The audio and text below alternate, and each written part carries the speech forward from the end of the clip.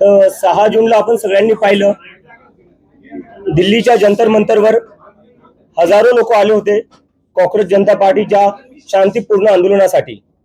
याच्यावर एक गोष्ट सिद्ध झालेली आहे आता की या देशाचा जो तरुण आहे, जो युथ आहे, तो आता घाबरणार नाहीये, तो आता मागे सरकणार नाहीये। नीटच्या परीक्षेत आतापर्यंत 6-7 विद्यार्थ्यांनी आत्महत्या केलेली आहे। सीबीएसईचे जे 17 लाख स्टुडंट्स आहेत त्यांचं फ्युचर अफेक्ट झालेले आहे। एसएससी जीडीचे अजून 16 लाख स्टुडंट्स आहेत, त्यांचं फ्युचर अफेक्ट झालेलं आहे।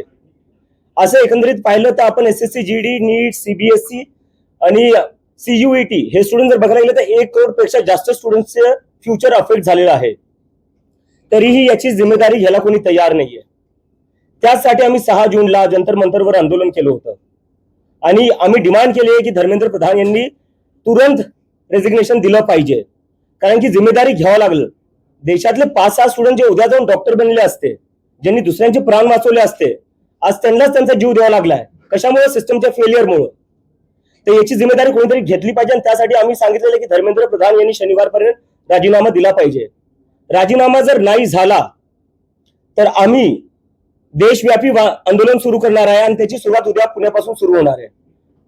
पुण्यात उद्या 4 वाजता आम्ही आमचा शांतीपूर्ण प्रोटेस्ट करणार आहे आणि त्यानंतर आम्ही लखनौ, अमृतसर, जयपूर, बँगलोर इथेही आम्ही प्रोटेस्ट करणार आहे।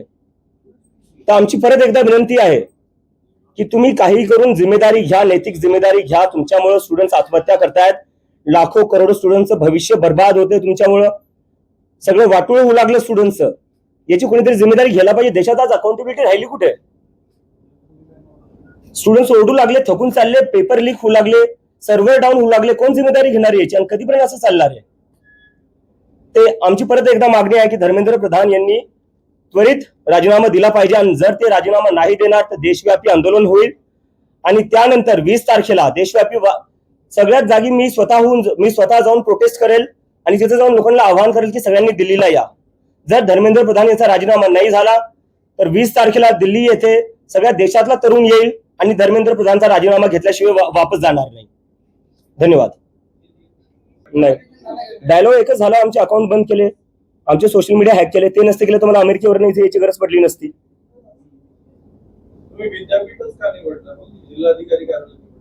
विद्यापीठात काय प्रॉब्लेम आहे सर? नाही, प्रॉब्लेम काय?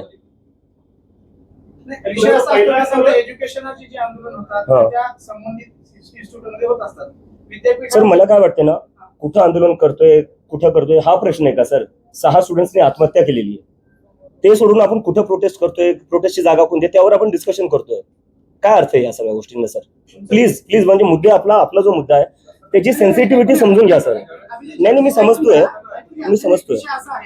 साधारणतः जेव्हा आंदोलन होतं तेव्हा कलेक्टरला निवेदन दिलं जातं वगैरे अशा गोष्टी होत असतात, म्हणून आम्ही हा प्रश्न विचारतोय। तुमच्या आंदोलनाच्या स्थळावर आम्हाला काही ऍक्शन घ्यायचं कारण नाही, बरोबर आहे तुमचं, पण माझं आहे की परमिशन भेटलेली आहे, तिथे काही प्रॉब्लेम नाहीये। प्रोटेस्ट कुठेही हो, 6 विद्यार्थ्यांनी आत्महत्या केलेली आहे, लाखो करोडो स्टुडंटचं आयुष्य जे आहे ते त्याच्यावर मोठा क्वेश्चन मार्क आहे। मला वाटतं आपण त्याच्यावर थोडं फोकस करूया। धर्मेंद्र प्रधानांचा राजीनामा घेतला असं तुम्हाला वाटतंय का? कारण तुमच्या पहिल्या दिवशी जे आंदोलन होतं त्याला चांगला प्रतिसाद मिळाला, पुढे देखील प्रतिसाद मिळेल, काय करतात? मला असं वाटतं जर ते रशिया युक्रेनचं वॉर थांबवू शकतात तर राजीनामा तर घेऊ शकतात। आम्ही 20 तारखेला आता दिल्लीत जाणार आहे, त्याच्या आधी आम्ही देशभर आंदोलन करणार आहे। हा, आम्ही आता परत सांगतोय 20 तारखेला दिल्लीत होणार आहे, आधी त्याच्या आधी आम्ही देशभर आंदोलन करणार आहे। नेमका काय फरक पडला, काय बदल झाला, लोकांचा तुम्हाला पाठिंबा वाढला? पहिल्या आंदोलनानंतर काय झालं? कॉक्रोच जनता पार्टीमध्ये कसं बदल घडले, काय झालं? पहिल्या आंदोलनात तिथे जाऊन मला कळलं की देशभरातून तिथे लोक आलेली होती, म्हणजे सिक्कीमवरनं लोक आली होती, जम्मू काश्मीरवरनं लोक आली होती, केरळवरनं लोक आली होती, तमिळनाडूवरनं आली होती, काही लोक ओडिसावरनं आली होती, बंगालवरनं आली होती। आणि त्याच्यानंतर त्यांचं असं झालं की आता हे देशभर वाढलं पाहिजे। म्हणजे मला तिथे भरपूर जे सगळे तरुण जे आलेले होते देशभरातून, त्यांनी मला सांगितलं की तुम्ही देशभर करा आणि त्याच्यामुळे आम्ही आता वेगळ्या वेगळ्या राज्यात करणार आहे।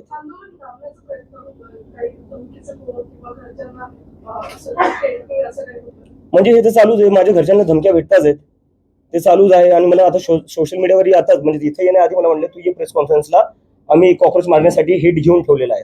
तर अशा प्रकारच्या धमक्या चालूच आहेत। आता म्हणजे मला कळत नाही की अजून सरकारला कशाची वाट बघते। स्टुडंट्स आत्महत्या करताय, 1 करोड पेक्षा जास्त स्टुडंट्सचं फ्युचर अफेक्टेड झालेलं आहे, अजून म्हणजे काय करावं लागणार आहे सिरियस व्हायला तुम्हाला? म्हणजे सिरियस कुठं ना कुठं व्हावंच लागणार आहे. घेत नाही, दॅट इज अब्सोल्युटली राईट. म्हणजे तुम्हाला बाकी कुठल्या पार्टीचा सपोर्ट आहे किंवा पाठिंबा दिले का बाकी कुठल्या पार्टी? नाही, मी एक गोष्ट क्लिअर करू शकतो की कॉक्रोच जनता पार्टी सोबत कोणीही असोसिएटेड नसणारे कुठलीही पॉलिटिकल पार्टी आम्ही कोणाला इन्व्हॉल्व्ह होऊ नाही देणार आहे. बट कुठल्याही पार्टीला जर स्टुडंट्सच्या मुद्द्यावर आम्हाला समर्थन द्यायचं आहे, युवकांच्या बेरोजगारीच्या मुद्द्यावर आम्हाला समर्थन द्यायचं आहे, ते आम्हाला समर्थन देऊ शकतात. कारण की जर तुम्हाला युवकांच्या मुद्द्यांवर राजकारण करायचं आहे, आमच्या मागण्यांना तुम्हाला समर्थन करायचं आहे, यू आर वेलकम. अमेरिकेतून हकलून दिलं म्हणून तुम्ही हे सगळं करताय आणि भारतात अमेरिकेतून मला हकलून दिलं असतं तर माझ्या हातात हातकडे असल्या असता बाबासाहेबांचं पुस्तक नाही.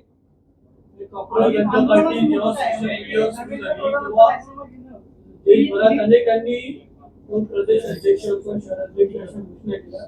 खरंच अशी काही नेमणूक केली का? आणि अशी काही नेमणूक नाही झाली, पण हे लोकांची एक्साइटमेंट आहे, त्यांचं ते एनर्जी आहे, पॅशन आहे, ते स्वतःहून काही ना काही करू बघायला बघतायत. So I really respect that passion. पण आम्ही लवकरच आमच्या फॉर्मल बॉडीज पण अनाऊन्स करू. तुम्ही आता विद्यार्थ्यांचे प्रश्न लढताय, या प्रश्नात तुम्हाला यश मिळाल्यानंतर ना पुढचे काही मुद्दे असणार आहेत का? सर, आधी हा प्रश्न सुटला तर आपण पुढच्या प्रश्नावर जाऊ. धर्मेंद्र प्रधानांचा राजीनामा घेणं की नीट पेपर फुटीची जी यंत्रणा सगळी कोलॅप्स झालेली आहे त्याच्यामध्ये कायमस्वरूपी बदल घडून आणलं. सरकारनं परत परीक्षा घेतली आणि परीक्षा घेताना सांगितलं की आम्ही सीसीटीव्ही बसवू, सगळ्या केंद्रांवरती हवाई गस्त जे आहे ते घालून. नक्की बदल कशामध्ये होईल असं तुला वाटतं की धर्मेंद्र प्रधानांचा राजीनामा घेऊन हा प्रश्न सुटणार आहे? मला असं म्हणायचं बघा, आपण म्हणजे सगळे असं विचार करतोय की एका राजीनाम्याने सिस्टम बदलणार नाही. ठीक आहे, मलाही मान्य आहे.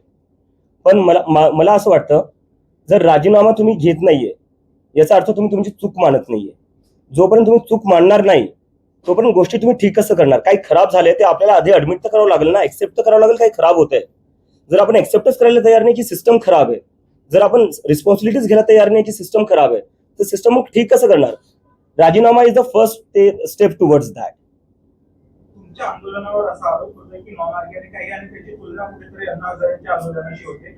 त्यावर तुमची काय प्रतिक्रिया आहे? दिल्लीत मी अमेरिकेवरनं आलो, मी तसं स्टेजवर गेलो. म्हणजे तिथं तर स्टेजही नव्हता खरं सांगायला गेलं तर. सगळे लोक स्वतःहून आले होते, काय पैसे देऊन आणलेले नव्हते, तुम्ही पाहिलं असेल. मी कुठून काय करणार आहे? मी तर स्वतः एक स्टुडंट होतो अमेरिकेत. तर हे सगळे जे आहे ना, म्हणजे डिस्ट्रॅक्ट करायच्या गोष्टी चालू आहे. मला वाटते जे लोक असे आरोप लावतायत त्यापेक्षा जर तुम्ही खरंच जर स्टुडंट्सचे प्रॉब्लेम सॉल्व्ह केले असते, नीट पेपर फुटी जी झाली त्याच्यावर थोडं लक्ष दिलं असतं, सीबीएसई मध्ये जे झालं त्याच्यावर लक्ष दिलं असतं, तर आम्हाला हे सगळं करायची गरजच पडली नसती. दिल्लीमध्ये आंदोलन करताना तुम्हाला देशातल्या इतर अनेकांनी पाठिंबा दिला, ते तुमच्यासोबत आलेले होते. पुण्यामध्ये आंदोलन करताना असे पुण्यातले कोणते घटक आहेत, कोण व्यक्ती आहेत की तुमच्या आंदोलनाला तुम्हाला सपोर्ट देण्यासाठी आलेले आहेत? आता आंदोलनाचं आयोजन करताना तुम्ही कोणासोबत कॉर्डिनेट करतात, कोणाशी चर्चा करतात? ती मंडळी कोण आहे की तुमच्यासोबत पुण्यामध्ये भक्कम उभे राहिली? नाही, पुण्याचे जेवढे काही स्टुडंट्स युनियन्स आहेत ते सगळे एमपीएससीचे असो, पुणे युनिव्हर्सिटीचे असो, ते सगळे आमच्या सपोर्टमध्ये आहे. बाकी आम्ही एक लवकरच प्रेस रिलीज मध्ये बाकी सगळी इन्फॉर्मेशन टाकून देतो. सोशल मीडियाचे कॉन्टॅक्ट आणि काय फरक जाणवतो? सर, नाही, पहिले जेव्हा हे सुरू झालं होतं 15 तारखेला, 15 मेला सुरू झालं होतं कॉक्रोच जनता पार्टी, तेव्हा भरपूर लोक बोलत होते की हे सोशल मीडिया पुरतच राहणार आहे, जमिनीवर कोणी येणार नाही. आपण 6 जूनला पाहिलं जमिनीवर काय झालं, पूर्ण जंतर मंतर भरलेलं होतं. तर याच्यात कोणी मिसअंडरस्टँडिंग मध्ये राहू नये की हे आंदोलन जमिनीवर चालणार नाही. मला वाटते 6 तारखेला तरुणांनी दाखवून दिलं. आणि आता सगळ्यांच्या माध्यमातून तुमच्या सगळ्यांच्या माध्यमातून मला सगळे जेवढे पेरेंट्स आहे, आई वडील आहेत, त्यांना अपील करायची आहे. मला माहिती तुम्हाला भीती वाटत असेल जेव्हा तुम्ही तुमचे लेकरं राजकारणावर काय बोलत असेल किंवा सरकारला जाब विचारत असतील. माझ्या आईला भीती वाटते. माझी आई तर म्हणजे मी युएसला जेव्हा 2 वर्ष आधी गेलो होतो तेवढी रडली नव्हती जेवढी मी वापस येताना रडली. आणि ती मला म्हणत तू वापस येऊ नको, हे तुला अटक करतील किंवा दुसरं काही करेल, तुझ्यावर हल्ला होईल. पण मी तिला म्हणलं यावं लागेल, कोणाला ना कोणातरी बोलावं लागेल. तर माझे जेवढे आई वडील हे बघताय त्यांना सांगतोय, तुमच्या लेकरांना बोलण्यापासून थांबू नका. जोपर्यंत मी एकटा बोलत राहील तोपर्यंत असू शकतं हे मला एकट्याला आवाज दाबायचा प्रयत्न करतील. पण जेव्हा लाखो करोडो स्टुडंट्स सोबत बोलतील ना, तेव्हा यांची हिंमत होणार नाही कोणाचा आवाज दाबायला. आणि जेलमध्ये जर कोणाला टाकायचं तर मी जेलमध्ये जायला तयार आहे, तुमच्या लेकरांना जेलमध्ये जाऊ नाही देणार, मी त्याची जबाबदारी घेईल. पण तुमच्या लेकरांना तुम्ही बोलण्यापासून थांबू नका. नाही, आता इथंच सर, बॅक फॉर गुड. उद्या हजारोमध्ये परत होईल. मला तर वाटतं जंतर मंतर पेक्षा मोठा होऊ शकतो.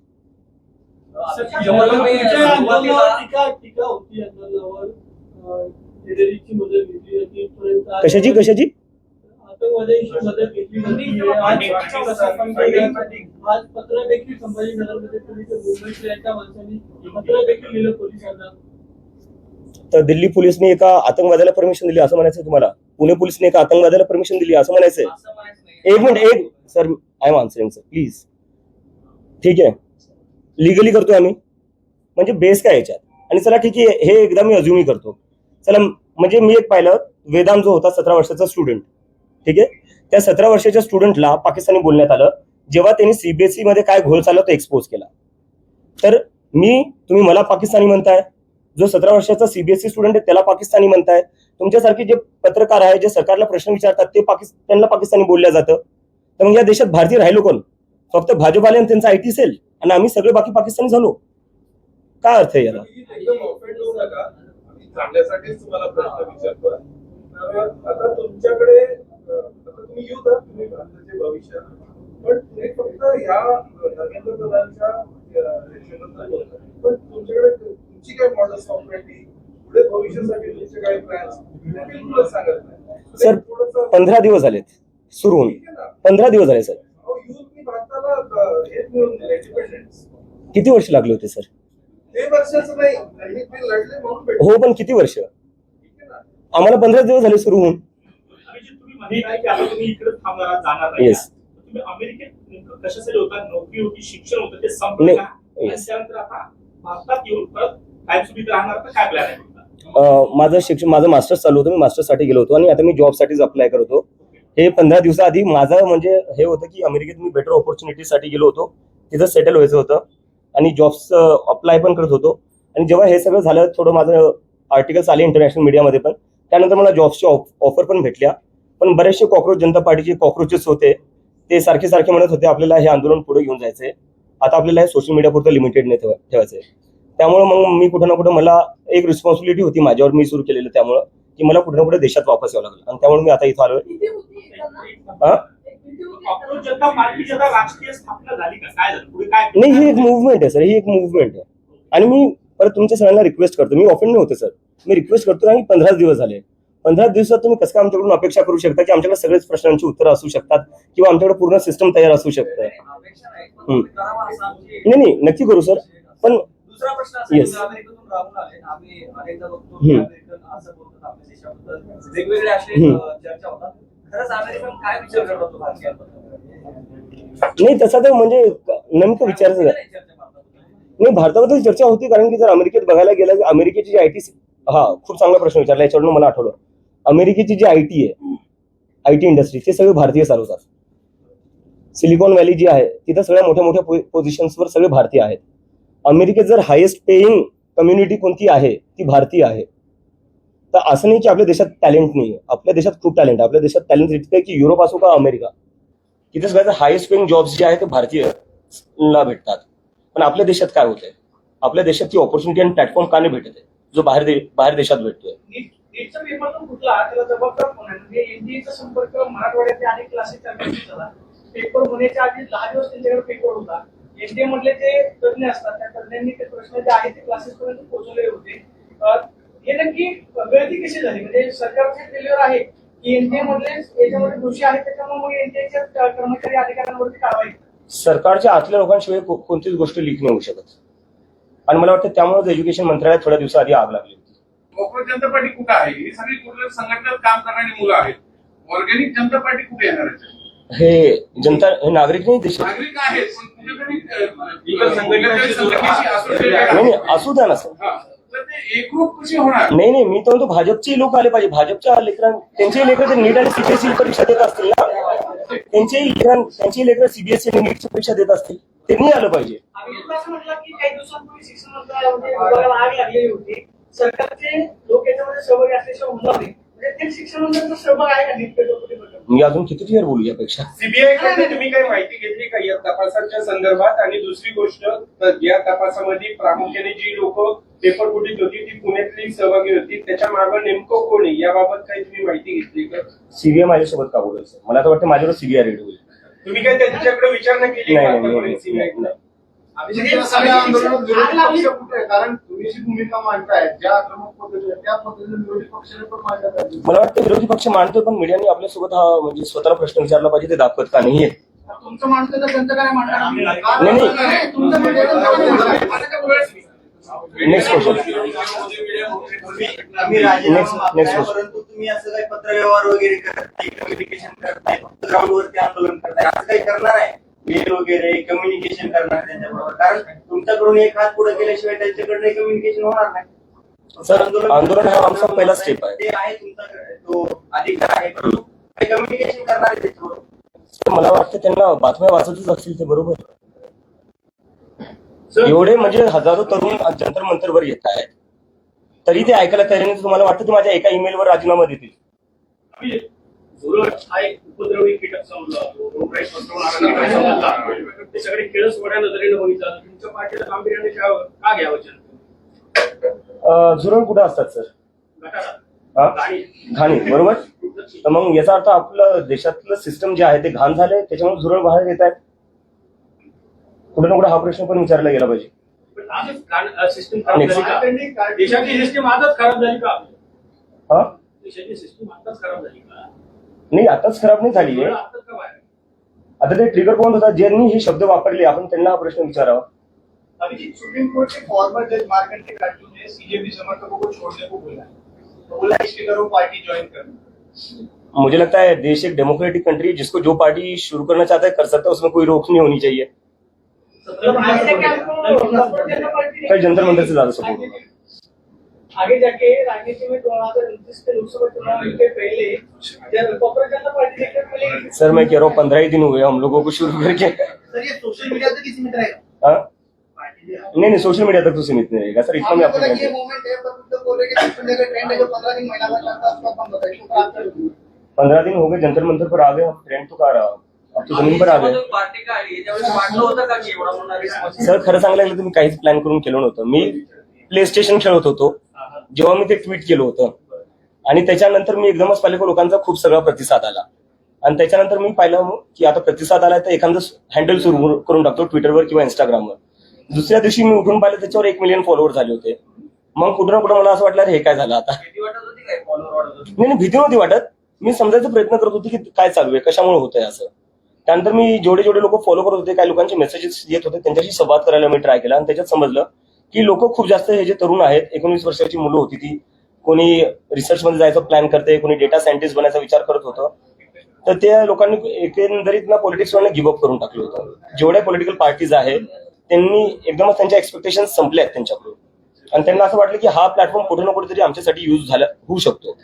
आणि त्यामुळे मग त्यांनी मला प्रेशर केलं की आता ही मुवमेंट तू सिरियसली घे. आम्हाला माहिती आहे तू मजाकमध्ये सुरू केली आहे, पण तू आता सिरियसली घे. तुम्ही जो बाबासाहेबांचा फोटो आहे ते पुस्तक टाकलं, ते अनेकांना आवडलं. मला काय सांगायचं होतं तुम्हाला? त्याच्याने मला हे सांगायचं होतं, ही जी मुवमेंट आहे ती संविधानाच्या हद्दीत राहूनच चालेल आणि संविधानाचं पालन करूनच चालेल.